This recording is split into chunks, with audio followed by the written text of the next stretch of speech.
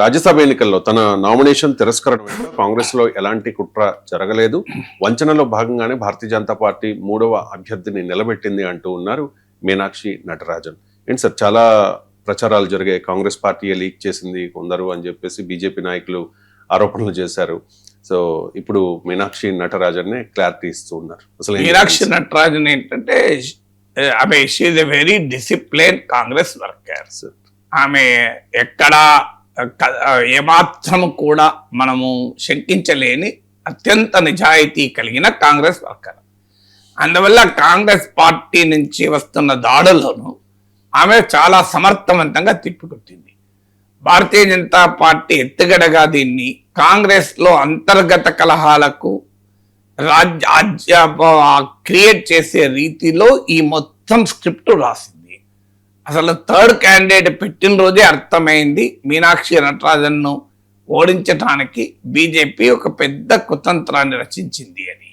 ఎందుకంటే మెజారిటీ లేకపోయినా third candidate పెట్టారు. కాంగ్రెస్ ఎమ్మెల్యేలను పోచింగ్ చేస్తామని అనుకున్నారు, అది జరగలేదు. అది జరగనప్పుడు ఇంకో మార్గము లేక ఈ కొత్త కహానీని అల్లారు, కేసును పట్టుకొచ్చారు. ఆ కేసు పట్టుకొచ్చి ఆమెను ఎలక్షన్స్ను అసలు పోటీనే లేకుండా చేయించి ఆమె నామినేషన్ రిజెక్ట్ చేయగలిగారు. తర్వాత దాన్ని మళ్ళీ బట్టగాల్చి మీదేస్తానంటారు చూడండి. దాన్ని మళ్ళీ కాంగ్రెస్ లో అంత కలహాల కొరకు ఉపయోగించుకోవడానికి ప్రయత్నం చేశారు.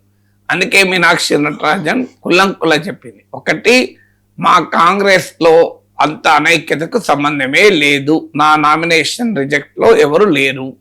రెండు, ఇది ఎన్నికల కమిషన్ చేసిన అన్యాయము అని. ఎందుకంటే క్లియర్గా representation of people's act section 33A రెండేళ్ళు అంతకన్నా ఎక్కువ జైలు శిక్ష, చార్జెస్ ప్రేమైన కేసుల్లో మెన్షన్ చేయాలని స్పష్టంగా ఉంది. నేను ఇదివరకు చాలా వివరంగా చెప్పాను. ఈ కేసులో అసలు మీనాక్షి నటరాజన్ పైన కేసే కాదు, అది కేసు మాలస్టేషన్. ఒక మహిళ తన లైంగిక వేధింపుల కేసు. అది లైంగిక వేధింపుల కేసులు మీనాక్షి నటరాజన్కి ఎలా సంబంధం ఉంటుంది, ఎట్లా సంబంధం ఉంది? ఆమె కాంగ్రెస్ పార్టీ ఇన్ఛార్జిగా ఆ వ్యక్తిని, అంటే నిందితుడిని పైన చర్య తీసుకోలేదు అనేది ఒక పొలిటికల్ డిమాండ్ పైన కేసు. పొలిటికల్ డిమాండ్ పైన కోర్టుకు వెళ్ళగలుగుతారా? ఒక రాజకీయ పార్టీ ఎందుకు చర్య తీసుకోలేదు అని చెప్పి కోర్టుకు వెళ్తే కోర్టు ఇంటర్వ్యూన్ అవుతుందా? It's not a legal matter at all, it's a political matter. So అయినా ఆమె పేరు రాశారు కనుక ఈ అభిప్రాయపడింది. కోర్టు నోటీస్ ఇస్తే ఆ నోటీస్ సమాధానం చెప్పింది. There end the matter, FIR దాఖలు కాలేదు. ఇష్యూ ఎక్కడిది అసలు?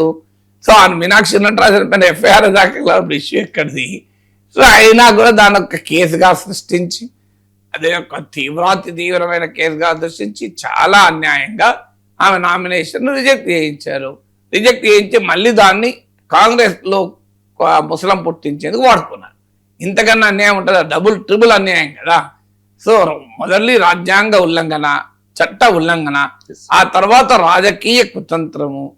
సో ఇంతగా అన్యాయం చేస్తే, అందుకే మీనాక్షి నటరాజన్ స్పష్టం చేసింది, ఇదంతా మా పార్టీలో కాదు, మీ వల్లనే జరిగింది, ఇది బీజేపీ రాజకీయ ఎత్తుగడలో భాగంగా జరిగిందని. ఈలోగా ఇంకో క్యాంపెయిన్ కూడా నడిపారు. ఫెడరల్ అనే న్యూస్ వెబ్సైట్లో చూశాను, ఇంకా మన మీడియాలో అంత ప్రామినెంట్గా రాలేదు. రేవంత్ రెడ్డి తన అత్యంత సన్నిహితుడైన పొలిటికల్ అడ్వైజర్ వేమ నరేందర్ రెడ్డిని రిజైన్ చేయించి రాజ్యసభ ఇటీవల ఎలక్ట్ అయ్యాడు.